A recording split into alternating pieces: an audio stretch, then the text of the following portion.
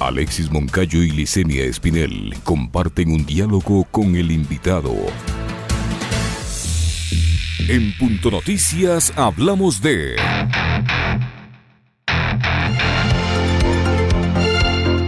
El directorio ejecutivo del Banco Interamericano de Desarrollo BID eligió este viernes 13 de noviembre a su nuevo directorio bajo la presidencia de Mauricio Clavel Carone. El ente informó que eligió a Reina Mejía como vicepresidenta ejecutiva, a Richard Martínez, exministro de Finanzas en Ecuador, como vicepresidente de Países, Benigno López como vicepresidente de Sectores y Conocimiento y Gustavo de Rosa como vicepresidente de Finanzas y Administración. La decisión de Martínez de aceptar la postulación generó polémica en el país debido a que el artículo 153 de la Constitución ecuatoriana señala que los ministros de Estado, una vez hayan cesado en su cargo y durante los siguientes 2 años, no pueden formar parte del directorio o del equipo de dirección o ejercer la procuración de personas jurídicas privadas nacionales o extranjeras que contraten con el país. El artículo señala que tampoco pueden ser funcionarios de instituciones financieras internacionales acreedoras del país.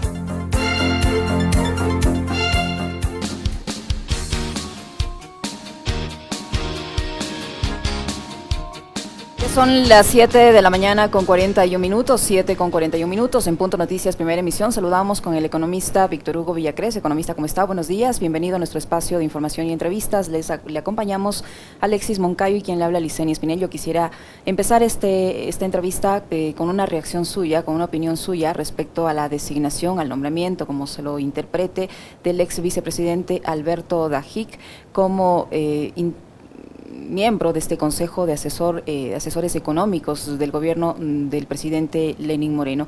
¿Cómo podemos interpretar, tomando en cuenta más la posición que tiene el economista Dajic respecto al manejo de la política económica del país? ¿Qué consecuencias puede traer esta designación? Buenos días, bienvenido.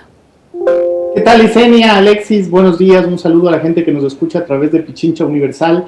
Algunos temas específicos, decir que la designación el viernes de la tarde parecería una cortina de humo para evadir la discusión del tema principal que es objeto de esta entrevista, pero es importante también decir qué es lo que pasa. Para mí es un flashback de la década de los 90, para mí es un regresar a la década de los 90, 93, 94, en donde un grupo de economistas, entre ellos Alberto Dajic, crearon la Ley General de Instituciones del Sistema Financiero, flexibilizaron todo lo que tiene que ver con la legislación de la banca y eso trajo los primeros coletazos con Filambanco, con Banco Continental, en la quiebra de bancos que finalmente en el 99 acabaría con el congelamiento bancario y acabaría también con la eliminación del sucre y asumir el dólar como moneda de curso legal en el Ecuador.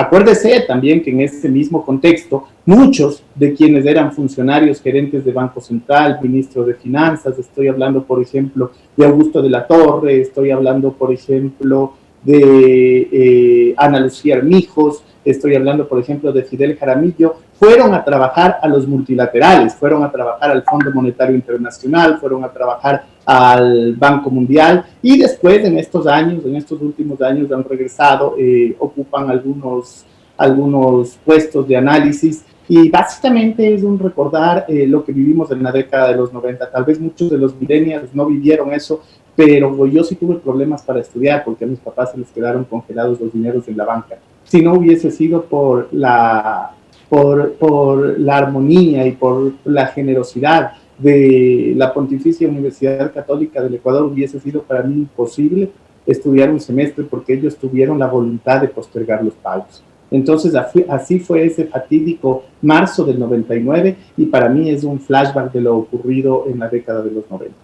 La incorporación de Alberto Dajic, más allá de lo que significa el recorrido suyo por la cosa pública, ya cuando fue ministro de Finanzas en el gobierno de Febres Cordero o después en su paso por el gobierno de Sixto Durán Ballén siendo vicepresidente e incluso como legislador, economista Villacrés, ¿qué es lo que significa en este momento? Porque yo no me preocupa tanto el pasado de Dajic para evaluar, digamos, sus lógicas, su pensamiento, la tendencia política, ideológica, económica que tiene. Lo que me preocupa es lo que viene a hacer de aquí en adelante. Y lo que está, digamos, en marcha es un proceso agresivo de privatización del Estado, de venta de activos muy importantes como el CNT, como el Banco Pacífico, como las hidroeléctricas, como las refinerías, etcétera, etcétera. Y por otro lado también, yo creo que, y eso es una de las cosas que más preocupa, Dajik es uno de los que siempre dice que el Estado ecuatoriano es un Estado obeso, es un Estado desproporcionado y que hay que seguir botando gente a las calles. Entonces, ¿a qué viene concretamente Dajik? Buenos días, economista. Buenos días, Alexis. Teóricamente hablando, es un regreso al neoliberalismo puro, aquel ya que fracasó en Chile, aquel que ha fracasado en varios países como Colombia, aquel que está fracasando actualmente en Brasil. Es un retomar ese neoliberalismo puro en donde el Estado debe tener un rol muy, muy pequeño y que se debe dejar que todo sea administrado por esta famosa mano invisible del siglo XVIII de Adam Smith, que en su momento fue retomada por ciertos monetaristas como Milton Friedman, como Milton Rose Friedman, pero que básicamente tiene como concepto que el Estado debe intervenir lo menos posible en la economía, que la economía no debe ser regulada, sino que debe existir un mercado que es el que accione los diferentes mecanismos de oferta y demanda para ajustar los precios y las cantidades producidas y demandadas. Entonces, desde mi óptica, claramente es una ideologización de la política pública con una reducción fuerte del tamaño del Estado y cumplimiento, creo yo, a carta cabal de lo que manda la Carta de Intención del Fondo Monetario Internacional. Economista Villacrés, integran este consejo, porque ya no está los economistas Fausto Ortiz ni tampoco el señor Miguel González, representan sin duda a lo que usted señalaba hace unos minutos, ¿no? Al preámbulo de la crisis bancaria, del feriado bancario, porque tanto de la Torre como Armijos tuvieron una orden de prisión por haber participado en el salvataje del Banco Continental, si la memoria no me falla. Esto nos da luces hacia dónde va a trabajar, hacia dónde va a apuntar esta asesoría, estos consejos de privilegiar un cierto sector de la economía ecuatoriana que apunta claramente a la banca. Si uno recoge lo ocurrido en el pasado, evidentemente no tiene muchos temas hacia dónde caminar en el futuro. Uno entendería que evidentemente basados en todo lo que se hizo en la década de los 90, lo que se viene es nuevamente una desregulación del sistema financiero, lo que se vendría es una liberalización probablemente de tasas de interés, lo que se pondría es una monetización de activos, empezando por temas como Banco del Pacífico, como CNT, seguramente estará el tema de Ferrocarriles del Ecuador, estará el tema de TAME, entre otras de las políticas que han sido tradicionales en la parte ortodoxa de la economía. Economista Villacrés, al tema que dio origen a esta invitación, que es finalmente la de la designación de Richard Martínez como miembro del directorio del Banco Interamericano de Desarrollo. Al final, tanto el organismo internacional como las propias autoridades del gobierno se encargaron de justificar el nombramiento de Martínez, argumentando de que no viola ninguna norma, incluida la propia Constitución, cuando hay una disposición expresa que justamente prohíbe a un miembro de gobierno, a un exministro, digamos, relacionarse o ser nombrado con un organismo acreedor del Estado. Y este es el caso del BID, aunque acá hasta el procurador se la jugó diciendo que el BID no es un banco. Pero usted que conoce de esta materia, díganos a los ecuatorianos si el BID es o no es un banco, es o no es una entidad financiera internacional y cómo debemos interpretar este rol que han jugado académicos, analistas, el Procurador General del Estado y el propio gobierno defendiendo la designación de Martínez. Mire, Alexis, yo creo que después de este fatídico 13 de noviembre, hoy en el Ecuador es más difícil ser padre, es más difícil ser madre, es más difícil ser educador, porque no sabemos cómo explicarles a nuestros hijos, no sabemos cómo explicarles a nuestros alumnos que en este país decir la verdad importa, que en este país respetar la institucionalidad, especialmente la Constitución del Ecuador, importa, que la memoria histórica importa, que la ética en el servicio público importa, Alexis, que anteponer la vida de miles de guayaquileños que lamentablemente fallecieron los primeros meses de pandemia en Ecuador, en lugar de pagar por adelantado la deuda de la banca internacional, también es importante, que utilizar los recursos del Estado para ser anfitrión de la Asamblea de Gobernadores del BID en Guayaquil, cuando del otro lado, entre comillas, se reducía el tamaño del Estado, dejando sin empleo a padres y madres de familia, duele y también importa. Que la política internacional y la relación con multilaterales de nuestro país no puede estar supeditada a los intereses particulares de ningún funcionario público, por importante que éste sea. En fin, hoy es difícil explicar a las nuevas generaciones los conceptos de ética, de institucionalidad, de honestidad y de transparencia. Ojalá esto cambie a partir del 24 de mayo del próximo año. Hoy no existen argumentos válidos para decir que lo que ocurrió es una designación que no viola la institucionalidad del país y que esta institucionalidad es la que debe defenderse por encima de personas, por encima de partidos políticos. Hubo mucha gente de derecha, de izquierda, ciertos periodistas que se hicieron eco de la violación flagrante del artículo 153 de la Constitución, pero la mayoría callaron. La mayoría callaron y hay algunos temas que yo creo que es importante recordar aquí.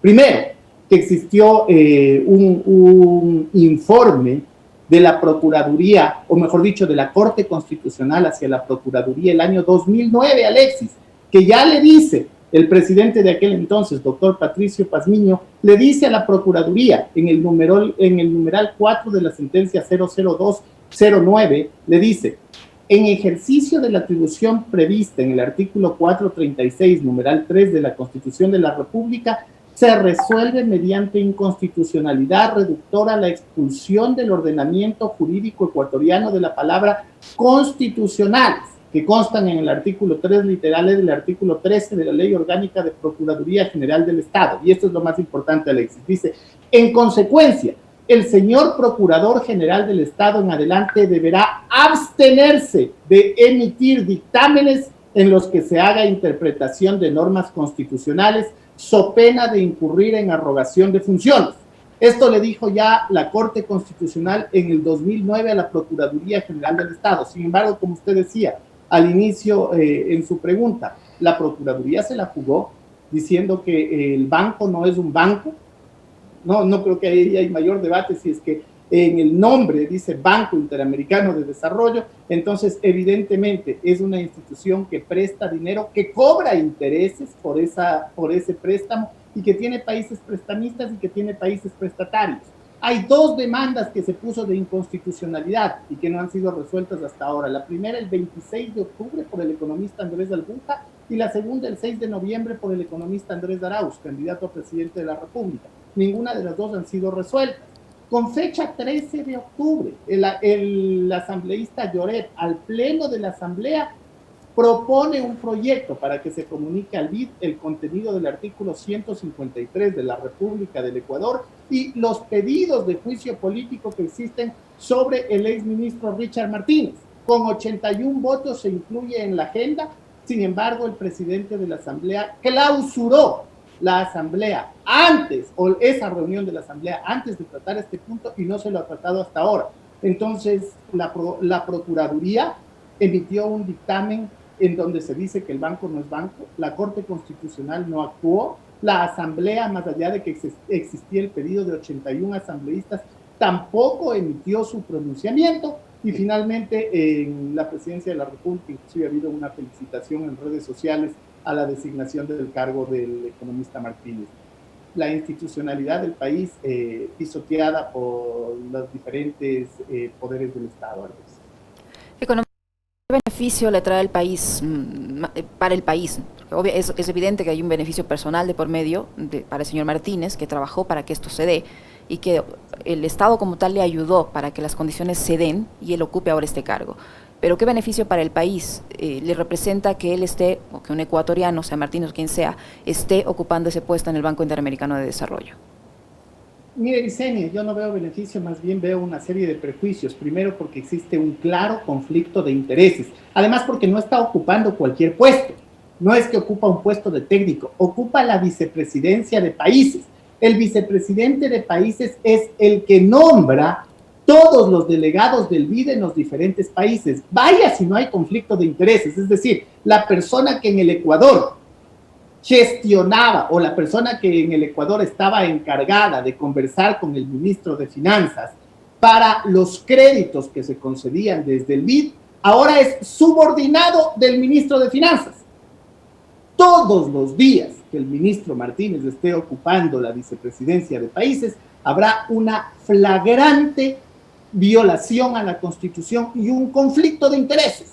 Conflicto de intereses que pone en duda, Licenia, los $1.000 millones que el ministro Martínez ha contratado con el Banco Interamericano de Desarrollo como deuda.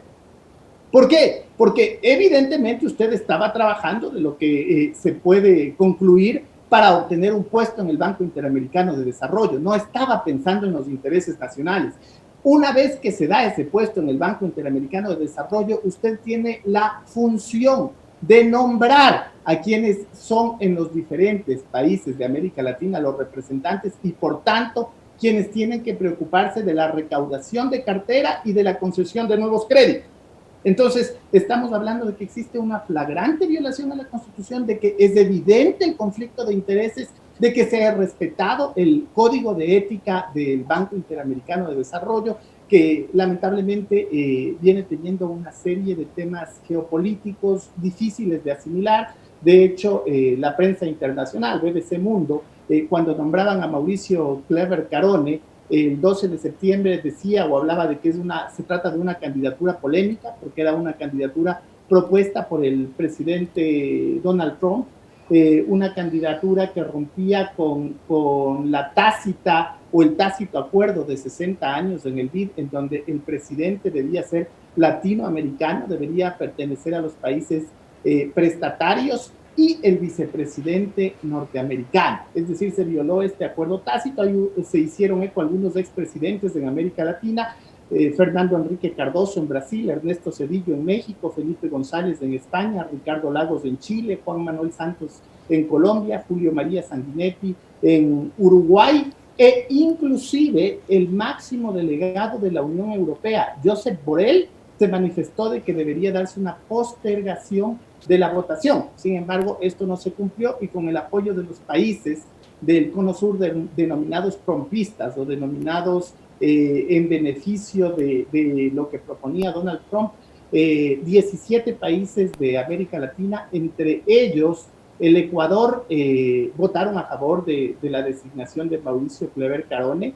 Ojo con esto, el mismo comunicado de la BBC o la noticia de la BBC ya recoge qué opinaba el equipo de campaña de Biden en aquel entonces, el presidente electo de Estados Unidos. El equipo de campaña de Biden hablaba ya de que la nominación como candidato de Clever Carone para presidir el BID es polarizante, es excesivamente ideologizado y no está cualificado para el puesto.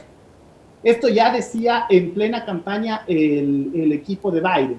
Y entre las promesas y castigos, bueno, ustedes se acordarán que existe un reportaje amplio de New York Times que habla sobre lo que se conocería como parte de las promesas generadas para que Clever Carone llegue a la presidencia del BID en Washington, y que eso era la entrega de las vicepresidencias a varios de los países. Recojo exactamente lo que dice el New York Times en aquel entonces. Entonces, ¿qué quiero decir con esto? Existe amplia visibilidad de lo que pasó en el BID con la elección de Mauricio Clever Carone, de lo que pasa con la entrega de las vicepresidencias actualmente y de lo que inclusive opina el equipo asesor de Biden en la época que Biden era todavía candidato, ahora es presidente electo. Entonces entiendo yo que esto va a traer una serie de remisiones una vez que el presidente de los Estados Unidos nombre su delegado al Banco Interamericano de Desarrollo, porque ojo, no hay que perderse. Estados Unidos tiene el 30% de poder de voto en el directorio del Banco Interamericano de Desarrollo. ¿Podría cambiar entonces, economista Villacrés, el gobierno, cuando asuma Biden el gobierno y la presidencia de los Estados Unidos, podría estar en juego la continuidad de Mauricio Clever Carone al frente del BID, o no? No sé si la continuidad, pero de todos modos habrá un debilitamiento de su gestión porque el 30% del poder de voto dentro del directorio no estará apoyando las decisiones que en principio sean tomadas por Mauricio Claver Carone. A eso se sumaría Argentina, que tiene el 10,75% de participación, México el 6,91%. En el caso de Venezuela es que ocurre un tema particular en el BID en los últimos años. Comentábamos en la entrevista anterior que la Asamblea de Gobernadores del 2019, de los 60 años, debió haberse celebrado en Chengdu, en China. Sin embargo, no se lo hizo por este conflicto geopolítico. Después, el BID es la única institución multilateral que termina aceptando al representante de Juan Guaidó en el directorio. Entonces, más allá de que no ejerce la presidencia de la República Juan Guaidó, el representante de Juan Guaidó está en el directorio del BID y acude a las votaciones. Y ahora lo que pasa con el Ecuador, la flagrante violación de la Constitución de la República del Ecuador con la cola que se puede traer. Y una cosa adicional, economista Villacrés, ¿qué va a pasar con, la Martínez ya es un hecho en el directorio como vicepresidente del Banco Interamericano de Desarrollo? ¿Qué va a pasar con la relación de este organismo multilateral con países en donde ha ganado el progresismo y donde podría haber un eventual gobierno progresista? Es decir, ¿qué pasa en la relación entre el BID con países como Bolivia en los actuales momentos y qué pasaría con el Ecuador? Supongamos, ubiquémonos en un escenario futuro de que gana un candidato progresista a 2021. ¿Qué pasaría con el Ecuador? ¿Corre algún riesgo la presencia de Martínez para países como Bolivia y en caso de que ganen candidatos más del centro hacia la izquierda? Mire, Alexis, lo primero que debe pasar es a la interna del Ecuador. A la interna del Ecuador se debe, yo creo que hacer al menos 6 cosas. Primero, analizar la pertinencia del cumplimiento de las obligaciones contractuales y de pago de intereses con el Banco Interamericano de Desarrollo, en tanto y en cuanto este ha desconocido o se ha desconocido a sí mismo como institución financiera a través del dictamen de la Procuraduría General del Estado en el Ecuador. Analizar la pertinencia de la permanencia de la oficina del BID en el Ecuador, dado el incumplimiento de la normativa constitucional. Creo que eso es función de quien gane las próximas elecciones y debería haber un pronunciamiento fuerte de todos los candidatos, porque le dije hace un momento, Alexis, esto no es ni de izquierda ni de derecha, esto es de la institucionalidad de un país y hay que aprender a quererle al país. Tercero, habrá que nombrar una comisión para investigar los $1.000 millones de deuda que le dije hace un momento que se contrajeron en la administración de Richard Martínez con el Banco Interamericano de Desarrollo y mientras tanto yo diría habría que suspender los pagos de capital e intereses a esa institución.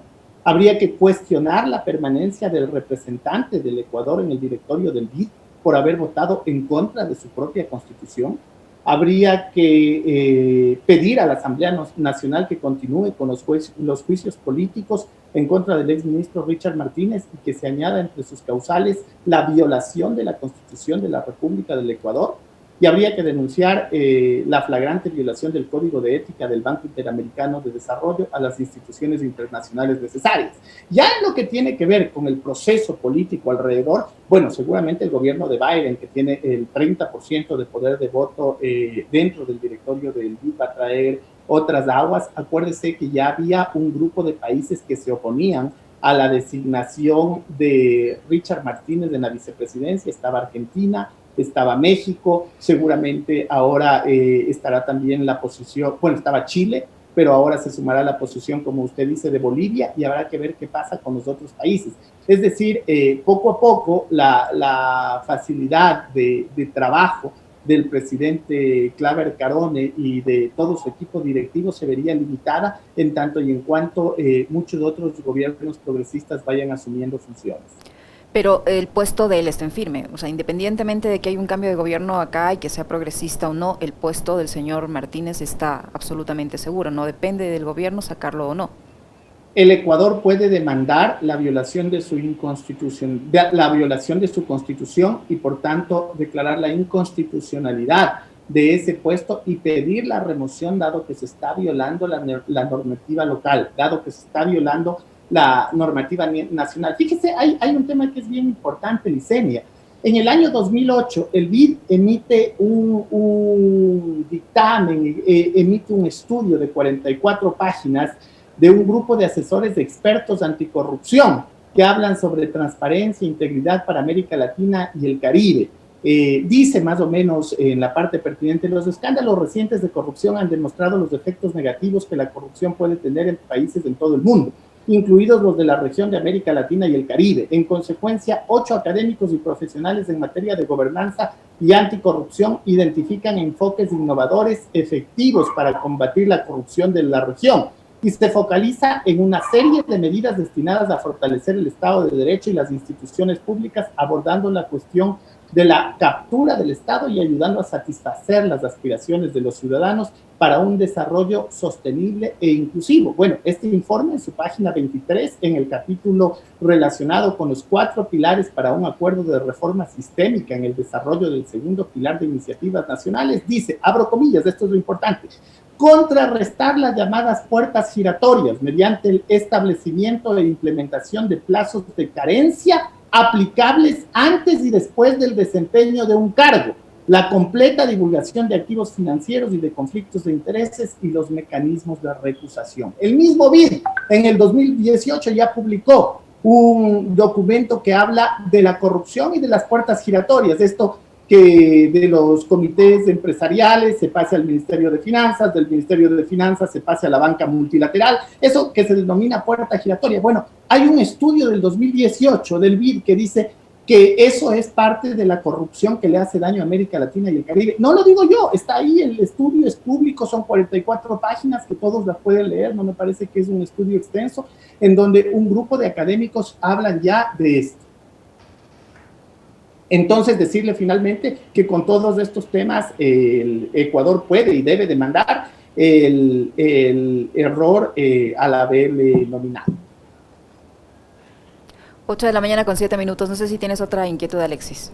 Nada más. Muchísimas gracias. Agradecerle, como siempre, la gentileza de aceptar la invitación a nuestros diálogos, al economista Hugo Villacrés, con quien hemos analizado y conversado sobre la inclusión de Alberto Dajic al equipo de consejeros y asesores económicos del presidente de la República, Lenín Moreno, y finalmente la incorporación que ha sido sacramentada por parte del BID de Richard Martínez a su directorio. Muy amable.